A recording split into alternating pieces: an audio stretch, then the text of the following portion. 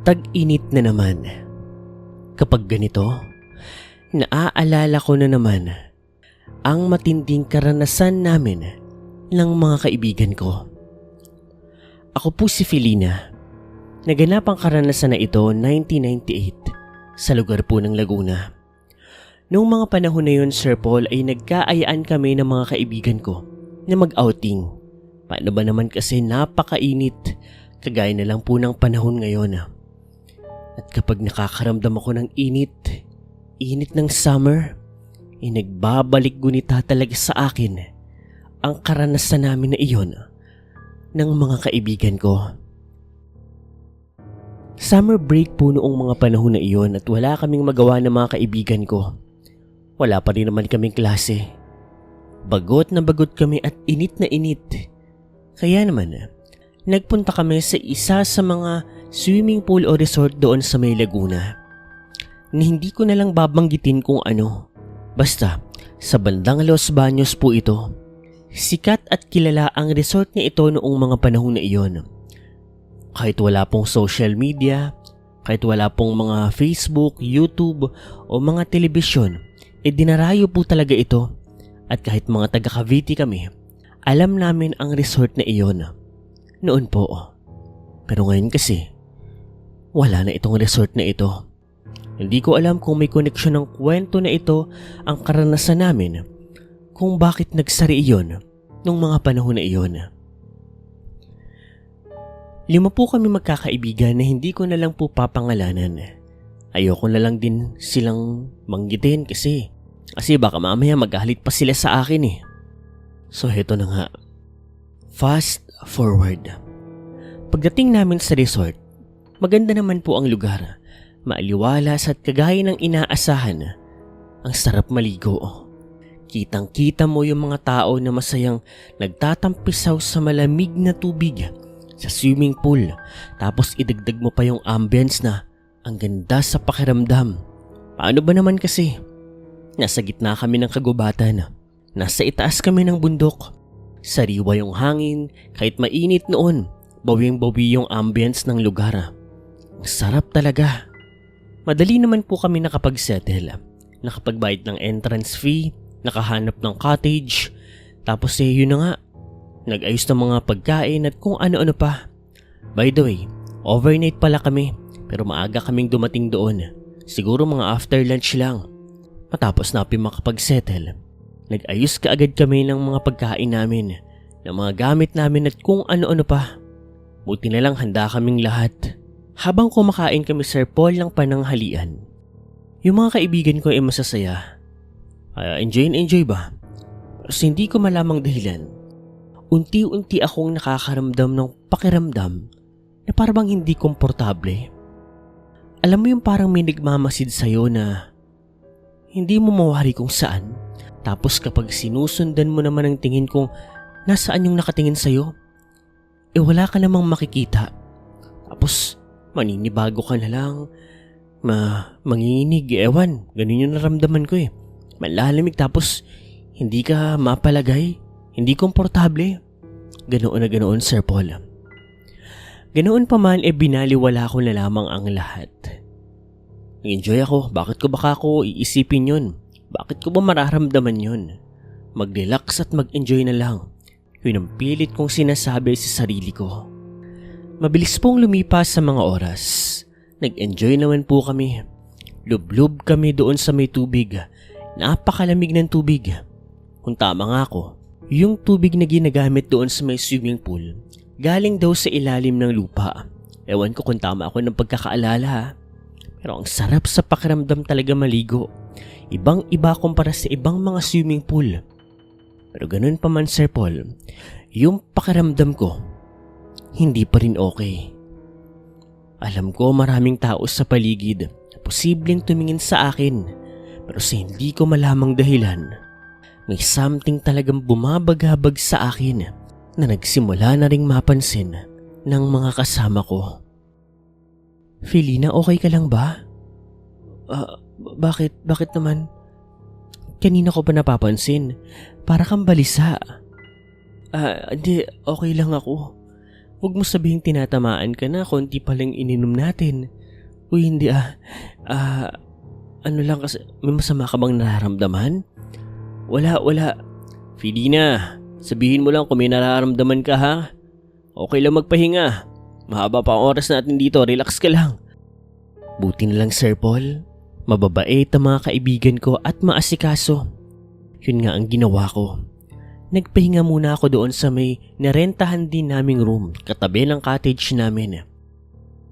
Pero sa hindi ko malamang dahilan, mas lalo akong nangamba, hindi mapanatag, doon sa loob ng kwarto. Paano ba naman? Mag-isa na lang ako doon sa loob, nakakaramdam pa rin ako ng hindi normal. Habang nakahiga ako doon sa kama, nakatalukbong ng kumot at pinipilit na makatulog, siguro yung mga 3:00 ng hapon yun. Umalis na kayo rito. Sa tenga ko, doon sa labas ng kumot, may narinig akong nagsalita. Napatili naman ako Sir Paul, napabangon at napatanggal ng talukbong ng kumot. Akala ko noon pinagtitripan lang ako ng mga kaibigan ko pero wala akong nakita. Walang ibang tao doon sa loob. Wala rin akong narinig na kaluskos, wala rin akong narinig na mga yabag. Tao, may tao ba dyan? May tao ba dyan? Hoy, huwag niyo naman akong pagtripan. Pero Sir Paul, walang tao doon sa loob. Unti-unti akong binalot ng takot at kilabot. Muli akong nagtalukbong ng kumot. Pinilit kong baliwalain ang lahat, kalimutan, huwag pansinin. Hanggang sa, umalis na kayo rito. Papatayin niya kayo. Sir Paul, hindi na ako sumigaw, hindi na ako gumawa ng kung ano pa. Pagkos, kumaripas ako ng takbo papalabas. Bago ako makalabas ng kwarto na iyon, bumaling ako ng lingon sa likod at nakita ko na walang tao doon sa loob. Karipas ako ng takbo, karipas hanggang sa makabalik ako doon sa may swimming pool, doon sa maraming tao kasama ng mga kaibigan ko. Oh, Filina, ayos ka lang? Oo, ayos na ako. Ayos na ako. Pinilit kong magmukhang normal, Sir Paul, at walang nararamdamang takot o kilabot. Ipinakita ko sa kanila na okay lang ako, na walang nangyari ba. Pero deep inside, Sir Paul, takot na takot ako. Gusto ko nang umalis. Ayoko namang sabihin sa kanila yung mga narinig at naranasan ko. Una sa lahat, ako nga ayoko paniwalaan yun. Isa pa, baka pag mukain nila akong baliw, pagtripan pa nila ako. Pinilit kong mag-enjoy, Sir Paul, kahit hindi ko magawa ng 100% yun. Nagpakitang tao na lang ako para hindi masabihang KJ. Ginawa ko ang lahat para kahit papaano makalimutan ko yun. At sa tulong ng alak, ng enjoyment at mga kaibigan ko kahit papaano, unti-unti ko na rin nakakalimutan yung pagkabagabag at yung mga bumubulong sa akin. 7:00 ng gabi, Sir Paul. Dinner time. Nag-iihaw po ako nito. Nandun ako sa isang sulok ng resort. Ako kasi yung nakatoka. Mahilig kasi talaga ako magluto doon. At mga minarinid ko po yun ng mga manok, baboy, tapos may isda rin ako na tilapia na nandoon. At habang nag-iihaw ako, psst, psst. Pagbaling ko doon sa isang sulok, nagulat ako nang makakita ako ng isang babae na duguan. Literal na duguan, Sir Paul. Hindi ko alam kung saan yung mga natamo niyang sugat, pero sa ulo, sa tiyan, sa mga balikat may dugo. Tapos nagsasalita siya, hindi ko lang maintindihan kasi hindi ko siya marinig. Pero base sa nababasa ko sa bibig niya, "Umalis na kayo. Umais na kayo." Iyon ang naiintindihan ko. Hanggang sa natauhan na lang ako, Sir Paul, lang, "Filina, tara na. Gutom na kami. Yan na lang hinihintay." Bigla akong hinawakan sa balikat ng isa sa mga kasama ko. Oy, Pilina, natulala ka dyan. Nasusunog na oh. Pilina, ayos ka lang? Oo. Medyo nahihilo lang ako. Pagbalik ng lingon ko doon sa babaeng duguan doon sa may sulok, sa isang iglap, naglaho siya na parang bula. Muli ay nagpatay mali siya na naman ako. Pinakita ko sa kanya na normal ako, pati sa mga kaibigan ko. Kumain kami ng mga inihaw ko. May sabaw pa nga kami, naluto naman ng iba kong kasama. Kanin, inuman, kwentuhan, tawanan. Pero ako, sa kabila ng mga ngiti ko, nandoon ang takot at kilabot. 3:00 ng madaling araw. Nasa higaan na kami nito, mga bangag at lasing na. Nang maya-maya, Sir Paul, habang pinipilit kong makatulog, bigla pong may tumili sa mga kasama ko. By the way, 3 babae pala kami at 2 lalaki. Isang babae yon. Tili siya ng tili. Lahat naman kami ay napabangon at napagising. At pagbaling namin doon sa itinituro niya, nagulat kaming lahat na napasigaw. Doon sa may tapat ng CR, may nakita kaming babaeng nakabigti. Nakabigti, Sir Paul. Labas dila, tumutulo ang dugo, bali ang leeg, nakadilat sa amin, nagsasalita. Pero hindi namin masyadong marinig. Pero habang lumilipas sa mga segundo, umalis na kayo. Umalis na kayo. Takbuhan kami, Sir Paul. Papalabas. Noong mga panahon na yon, Sir Paul, konti na lang po yung mga nandoon sa resort. Yung mga nag-overnight na lang din. Wala naman yatang nakaramdam sa amin, liban na lang doon sa isa sa mga caretaker. Ano ang problema? May nagbigti pala babae. Nako, nagparamdam na naman siya. Libre na lang ho ang stay nyo dito. Umalis na ho kayo ngayong gabi. Ano pinagsasabi ninyo? May nagbigti ho. Wala hong nagbigti dito. Kaluluwa ho yun. Kaluluwa ho yun ang dating pinaslang dito sa lugar na ito. Bago pa ho naitayo yung resort na ito, may pinatay ho dito ang ilan sa mga rebelde na nananahan dito sa bundok na to. Umalis na ho kayo. Ang pinakabilin ho sa akin ng amo ko dito, kapag may mga guest kami na pinagpapakitaan ng mga kaluluwa, libre na lang. Umalis na ho kayo. Sir Paul, wala kaming nagawa noon kundi umalis ng madaling araw. Kahit mga lasing pa kami, mga bangenge. Dahil nga sa karanasan na iyon, parang nawala na rin yung tama namin. Doon ko na rin sinabi sa kanila ang lahat ng naranasan ko. Lahat. Maski sila, hindi makapaniwala nung una, pero dahil nga sinasaksihan nila, yun bakit pa magdududa? Pero hanggang sa mga punto na ito, hindi pa rin namin maintindihan kung bakit pinapaalis kami nung kaluluwa na iyon. Sa kabilang banda, iniisip namin na baka may mali sa kwento ng caretaker. Totoo bang pinaslang iyon? Yung babae na yun ng mga bago palang itayo yung resort? O baka naman noong nakatayo na yung resort, doon palang yun pinatay? Ewan, hindi natin alam. Ganun pa man, kagaya ng sabi ko, Sir Paul, wala na ang resort na iyon sa panahon na ito. Hindi ko alam kung bakit, di namin alam. Pero malay nyo, baka napilitan itong magsara dahil doon sa nagpaparamdam na babae na iyon. Hello, Sir Paul. Tawagin niyo na lamang po ako sa pangalang Richie. Nangyari ang karanasan po na ito sa isa sa mga white beach dyan sa may Pangasinan. Fast forward po tayo. Kasama ko ang mga kabarkada ko po nito. All boys kaming lahat. Sobrang saya, inuman, walwalan. Pero kahit mga lalaki po kami, hindi naman po kami yung mga lalaking palaaway. Actually, mga nerds nga po kami.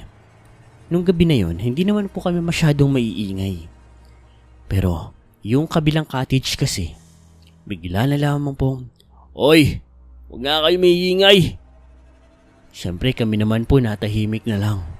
Hindi naman kami nandoon para makipag-away pa Pero maya-maya, napansin namin na nagsilapitan po yung ibang mga nasa cottage. Mga lalaki din po sila. Pero ang kabaliktaran, sila po yung mga lalaki na gangster-gangster. Describe ko lang. Kami kasi, Sir Paul, yung mga study first na mga lalaki.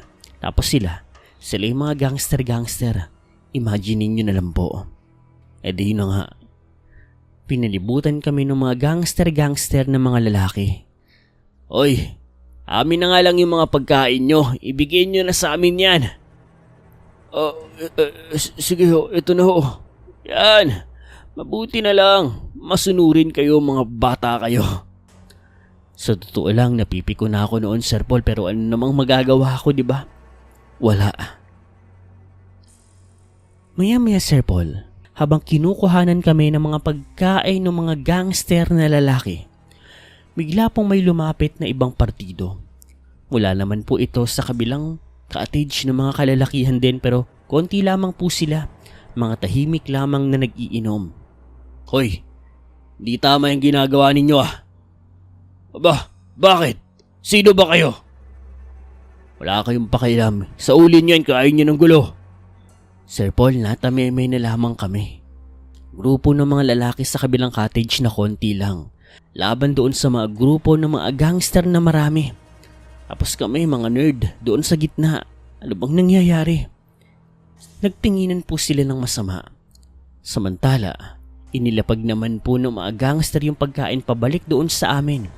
Akala namin tapos na yung problema. Pero nagulat na lamang kami nang sugurin ng mga gangster yung mga lalaki na iyon. Rambulan, Sir Paul. As in, kinuyog ng mga gangster yung 4 na lalaki. Tapos sabihin na natin mga 10 mahigit yung mga gangster. Pero dito po kami nagulat. Wala pong naging laban yung napakaraming gangster. Wala. Bugbog sila pareho. At heto pa, Sir Paul, nakita ko na yung 4 na kalalakihan, namumula yung mga mata. As in namumula, hindi yung parang sore eyes lang. Yung imbis na itim na mata, yung itim sa gitna, naging kulay pula. Para sila nagiging super saiyan o nagtransform. Tapos nakita namin na may mga pangil din po sila. Nakakatakot. Tapos yung mga kuko nila, parang humahaba at tumutulis ng bahagya. Pero parang pinipigilan nila yun. Mabibilis sila at malalakas. Tapos napakagagaling po nilang makipaglaban. Palitan ng mga atake. Ang ending po, natalo po nila yung mga gangster. Kanya-kanyang takbuhan. Kanya-kanyang kuha ng mga gamit. Tapos alis po sa resort. Ang huli ko pa nga narinig sa isa sa mga gangster. Aswang yung mga yan! Aswang! Umalis na sila, Sir Paul. Tapos na naiwan po kami. Kami may tahimik. Ayos lang ba kayo? Yung mga gago talaga ng mga tao. Di bale, mag-enjoy na kayo dyan. Dito lang kami. Pag may nanggulo sa inyo, sabihan nyo lang kami ha. Ako, salamat po. Buong gabi, Sir Paul, ay tahimik na lamang po kami. Buong gabi, Sir Paul, ay tahimik na lamang po kaming nag-iinuman. Hindi kami makapaniwala noon. Ano bang nangyari? Aswang nga ba talaga yung mga tumulong sa amin? Ganun pa man, kinabukasan, wala na po sila sa kabilang cottage. Kami naman, umayak na rin po. Hindi namin malilimutan yung karanasan na iyon. Na minsan, niligtas kami ng mga lalaki na di umano mga aswang. Hello, Sir Paul. Sa panahon po na ito na uso na ang mga video, social media at content creation, marami na po ang nakikita natin ng mga nag-a-adventure. What I mean is yung mga pupunta sa mga unexplored na lugar, magbe-beach, aakit ng bundok, pupunta sa magagandang lugar, tapos dinadocument nila ang kanilang mga adventure, yung mga lugar nila, yung mga karanasan nila doon. Kung bakit ko naman sinasabi sa inyo ito, kasi dati, uso na rin po yan. Yun nga lang, dahil nga po, hindi pa naman uso yung mga equipments noon. Kung meron man, napakamamahal, hindi namin nabivideohan, yung mga experience po namin. Ako po at ang asawa ko ngayon na si Jana, mahilig po talagang mag-explore ng mga kung ano-anong lugar noon. Matataas na bundok, mga kagubatan, mga beach, at kung ano-ano pang lugar. Mga isla, at kung ano-ano pang mga lugar. At dahil nga po sa pag-explore namin, meron kaming nadiskubre isang lugar na talaga namang kakaiba sa lahat, lalong-lalo na yung mga tao doon. Noong mga panahon po na ito mag-girlfriend and boyfriend pa lamang po kami ni Jana. Fiancé na kami. At ang trip namin noon, magpunta sa isang magandang beach diyan sa may General Nakara. Excited na excited kami noon, Sir Paul. Ano ba naman yung pupuntahan namin noon, yung magandang lugar tapos unexplored din. May mga tents kami, meron kaming mga pagkain, kompleto stikados kami. By the way, meron kaming sasakyan na pick up tapos sa pick up namin may nakaangkas na motor. In case na hindi na kayang abutin ng truck, edi mumotorin na lang namin, pang off-road naman po yung motor ko. Tapos ready rin naman po kahit malaking kargahan kayang-kaya, sanay na rin naman po kami doon. So heto na nga. Nakarating kami sa isang liblib na lugar. Pagkatapos po ng makapal at malawak na kagubatan, isang magarang beach po ang bumungad sa amin. Maganda yung beach na yun, Sir Paul. White sand pa nga halos. Hindi OA na white sand Puti lang, bahagya lang. Dirty white. Tapos yun na. Nag-set up kaagad kami ng camping site. Bonfire, mga tents, mga upuan, mga pagkain kasi maggagabi na rin po noon, Sir Paul. Tapos nagluto na rin kami. Tapos konting beer. Tapos tahimik na hangin habang pinakikinggan mo yung hampas ng alon. Para sa amin, at hindi kami magsalita, iyon ay nakaka-relax. Napaka-peaceful ng lugar, Sir Paul. Grabe. Pagsapit ng gabi, tapos namin kumain, humiga na rin kami sa tent namin. Yung pakaramdam na nasa nature ka, feeling mo, Sir Paul, parte ka ng kalikasan. Yun lagi ang nararamdaman naming dalawa. Hanggang sa nakatulog na lang kami, Sir Paul. Wala naman kaming naramdaman na kakaiba noong gabi na iyon. Basta, sobrang selang. O kinabukasan, Sir Paul, habang nagliligpit na po kami kinaumagahan, bigla po kaming nakarinig ng mga tao na naglalakad papunta sa amin. Hanggang sa nakita na nga po namin na may mga taong paparating, parang mga lokal. Magandang araw ho. Magandang araw rin ho. Taga rito ho kayo? Oo. Dito ho kayo natulog ng gabi? Oo Buti ho walang nangyaring masama sa inyo. Bakit ho? Marami ho kasi mga masasamang loob dito. Mga NPA. Gusto nyo, hitid namin kayo sa pinanggalingan ninyo. Para ho, kung sakaling makasalubong kayo ng mga NPA kami hong bahala sa inyo. Kilala naman ho namin sila Sir Paul, nagkatinginan kami ni Jana. Alam naman namin ng mga NPA pero hindi namin nakalain na may mga ganun doon. Siyempre natakot kami kaya sumunod kami sa kanila. Mabilis po ang mga nangyari, tinulungan pa nga nila kami. Habang naglalakad kami, bigla po nagsalita yung isa sa mga lokal. Gusto niyo ho bang bumisita muna sa baryo namin? Mag-almusal? Malapit na lang ho yun dito, liliko lang tayo ng konti. Ilang kilometro na lang. Baka gutumin ho kayo sa daan. Sa totoo lang, Sir Paul, gutom na nga rin talaga kami. At kulang na rin yung pagkain namin noon. Medyo napasarap yung kain namin kagabi.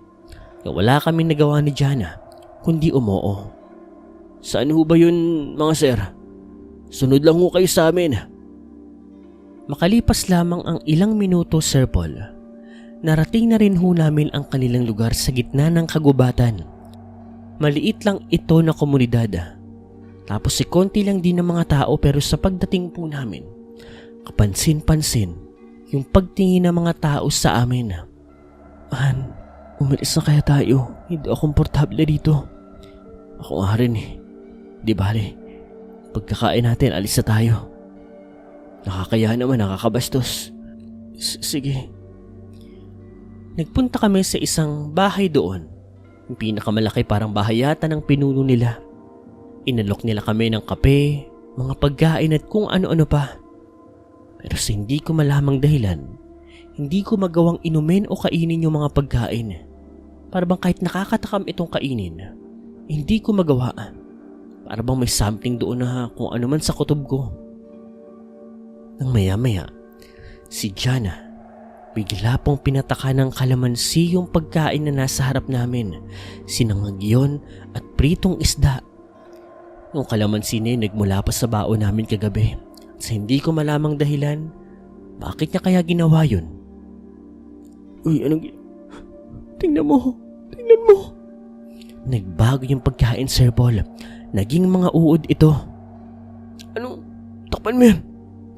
Tinakpan po namin yun. Sakto nakatalikod nga yung mga lokal. Sir, tapos na ho kami kumain, alis na ho kami.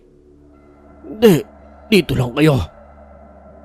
Nakita namin na parabang nagalit sila. Tapos, bigla na lamang, huwag kayo lalapit. Papatamahan ko kayo ng kalamansi. Mesin din ako dito. Umatras po sila, Sir Paul. Yung baon namin ng kalamansi, hawak-hawak ni Jana. Pati yung mga asin. Hawakan mo to. Batuhan mo sila kapag may lumapit. Sir Paul, hindi po makalapit yung mga tao. Aswang yung mga yan. Aswang! Alam ko naman po yung mga aswang, Sir Paul, pero ang hindi ko malaman, paano may kaalaman si Jana sa ganoon? Nakaalis kami ng baryo na iyon habang tinititigan kami ng mga aswang di umano na sabi ni Jana. Takot na takot sila doon sa hawak namin ng mga asin at kalamansi. At nang makalayo kami, tumakbo na kami. Hanggang sa makabalik kami doon sa motor namin tsaka sa sasakyan. Paano nangyari? Ewan ko. Sinabi lang sa akin ng daddy ko na kapag kakain daw tayo ng mga pagkain, hindi tayo nagluto patakan daw ng kalamansi. Kapag nagbago, mga aswang daw yun. At nagbago nga. Diyos ko, baryo ata ng mga aswang na puntahan natin. Kilabot na kilabot kami, Sir Paul. Mabilis namin pinagtulungan isampa yung motor ko doon sa may pick-up truck at walang ano-ano. Karipas kami ng alis doon sa General Nakara. Kilabot na kilabot kami ni Jana, pero at the same time manghang-mangha kami. Totoo pala ang mga aswang. Totoo pala na may baryo ng mga aswang. Wala noon, hindi na kami bumalik sa may General Nakara. Mula din noon, siniguro namin na ang mga pupuntahan namin ay yung mga ligtas at walang mga aswang. Hello, Sir Paul. Kwento ko lamang po ito. Ako si Shirley. Naganap po ang karanasan na ito 1999 sa lugar po ng Samar. May family outing po kami nito. Overnight sa isang resort na swimming pool. Diyan lang din po sa may Samar. Kilala ang resort na ito kaya kahit gabi at overnight, marami pong mga tao. By the way, noong mga panahon po na iyon, meron po ako manliligaw na sa mga panahon po na ito, asawa ko na. Tatawagin na lang po natin siya sa pangalang Jonas. Masaya naman po yung outing. Ang walang problema, enjoy na enjoy. Pinakilala ko ng maayos si Jonas sa kanila at by the way, first time lang po na pinakilala ko ang manliligaw ko sa kanila. Mainit naman po ang pagtanggap ng pamilya ko kay Jonas at the same time, mabait din naman po si Jonas, maayos din ang kanyang pakikitungo. So heto na. 12:00 ng madaling araw. Kami mga dalaga at mga binata nag-iinom ng mga panahon na ito. May ilan din ng mga matatanda na natira at marami pa ring maiingay doon sa ibang mga cottage basta masaya ng mga panahon na ito. Nang bigla ay sa himpapawid, nakarinig kami ng sunod-sunod at maraming mga pagaspas. Malalaki at hindi basta-bastang pagaspas. Lahat kami mga tao doon sa resort napatingala sa itaas. Sa ibabaw kasi may mga malalaking parang paniki na lumilipad. Hindi lang basta paniki, Sir Paul. Ang hirap ng paniwalaan ng mga sandali na iyon dahil doon sa ilalim ng mga pakpak, nakakita kami ng mga tao. Lilinawin ko lang para maintindihan ninyo. Taong paniki. Sigawan, takbuhan, lalo pa na nagsimulang umatake yung mga taong paniki na iyon. At hindi na para patagalin pa, alam namin kaagad na mga aswang yon. Aswang! Inaatake kami ng mga aswang, Sir Paul. Kagulo, Sir Paul. Pero dito kami nabigla.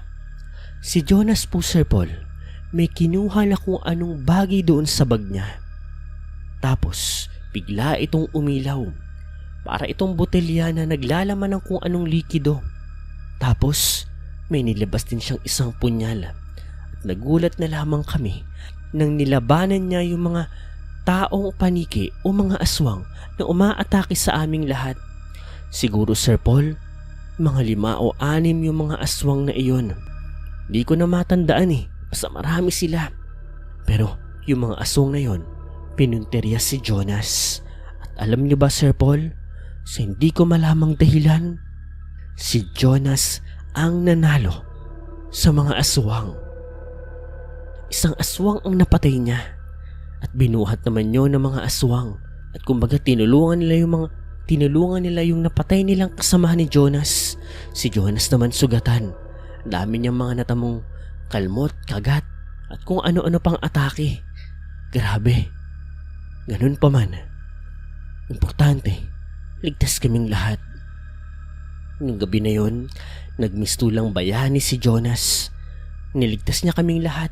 Hindi lang kami ng pamilya ko kundi yung mga tao doon sa resort kasi marami talagang nasaktan Doon po namin nalaman na si Jonas pala ay may lahing albularyo. Yung mga lolo niya raw, tatay niya raw, mga albularyo. Siya rin daw may kaalaman din sa pang-aalbularyo pero mas focus daw kasi siya sa pagpupulis noon. Kung sakaling magamit niya ang pag-aalbularyo, di magagamit. Importante may kaalaman siya pero most of the time, lihim lang daw ang kanyang pagiging albularyo. Dahil mas gusto niya raw makapagtapos ng pag-aaral at maging pulis. Ako naman, mas lalong kinilig, mas lalong namangha. Makalaglag panty ika nga, asar sa akin ng mga pinsan ko. Biruin mo yon, may manliligaw akong pulis na. Albularyo pa. San ka pa? Natapos naman po ng maayos yung outing namin noon, Sir Paul. Hindi na po bumalik yung mga aswang. At doon sa resort, yung mga tao, kaming lahat, itinuring naming bayani si Jonas. Ako naman, ang haba ng hair ko. Tuwang-tuwa ako, Sir Paul. Anyway, ngayon po ay mag-asawa na po kami ni Jonas. May mga anak na rin po kami. At aaminin ko, gustuhin ko man makita ang side ng pagiging albularyo niya. Hindi na rin naman po nangyari. Kasi wala na rin naman po nangyaring kakaiba sa amin mula noon. Mas gusto ni Jonas na mamuhay ng normal, payapa. Ang sabi pa nga niya sa akin, mas delikado pa raw ang buhay ng mga albularyo kaysa sa mga pulis. Mas delikado ang mga kalaban ng albularyo kaysa sa mga tao. Mas malakas, mas mapanganib, at mas pumapatay. Dito na lang, Sir Paul. Sana nagustuhan po ninyo. Maraming salamat po. Yun. Hello guys, sana po nagustuhan nyo ang mga kwento natin patungkol sa iba't ibang outing dito sa Pilipinas. Guys, una sa lahat, nagpapasalamat ako sa walang sawang pakikinig at pagsuporta sa Creepy Macpanset at Dear Sir Paul, also sa Creepy Macpanset Stories sa Facebook at sa Spotify. Gusto ko lang din pong sabihin sa inyo na out of stock na po ang mga t-shirts po na ibinebenta natin, kaya lubos po ako nagpapasalamat sa inyong lahat. Sobra-sobra sa lahat ng mga bumili at naka-avail, malaking tulong po yun sa amin. Alam niyo naman ang pinagdadaanan ng ating channel. Anyway, may mga natitira pa po tayong mugs. Order na po kayo. Ito na lang po yung merch natin sa kasalukuyan. At soon, magkakaroon po tayo ng mga bagong merch. Inaasikaso lang po. Naghahanap pa po kasi ako ng naghahanap pa po ako ng mga choices na pagpapagawaan ng mga t-shirt para quality at yung malapit lang para meron tayong mga bagong merch. Mang Kanor, Creepy Macpanset at Dear Sir Paul. Anyway, update ko po kayo pag may bago na po tayong merch. Pero soon po yan, asahan po ninyo, magkakaroon po tayo ng mga bagong merch. Yun lang po muna. Muli, nagpapasalamat po ako sa walang sawang pagsuporta at sa mga nag-avail ng merch. I-shoutout ko po yung ilang mga nagpa-shoutout sa susunod po dahil medyo advanced po itong video natin. Well, yun na lang po muna sa araw na ito. Maraming salamat. Hanggang sa susunod na lang po ulit na kwentuhan. Ako po si Paul. Maraming salamat. Mac, Panset,